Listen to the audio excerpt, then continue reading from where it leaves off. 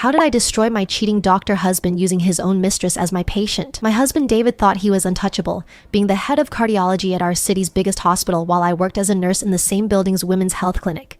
He had the perfect setup for an affair, working different floors, different schedules, and everyone respected Dr. Perfect too much to question his behavior.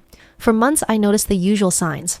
Late surgeries that never appeared on the hospital schedule, new cologne, sudden interest in working out, and those business conferences that seemed to happen every other weekend. But David was smart, careful, and I had no proof. Then fate handed me the smoking gun on a silver platter.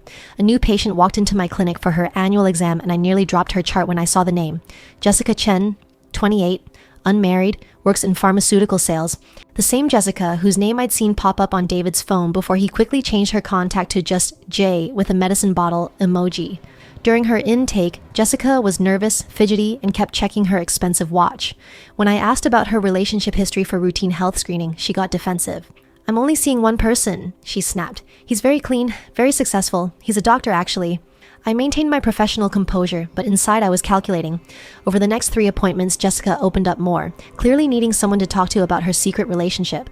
She complained about how her boyfriend couldn't take her on real dates because he was married, but promised he was getting divorced soon.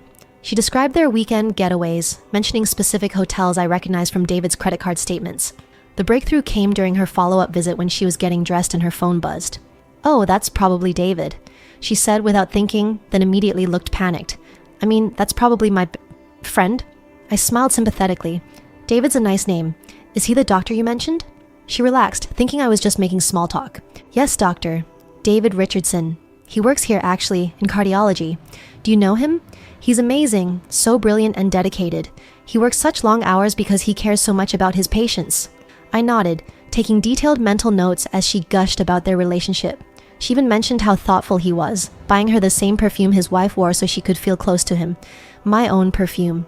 That weekend, I hired a private investigator with all the specific information Jessica had unknowingly provided. Hotel names, dates, her address, even her work schedule.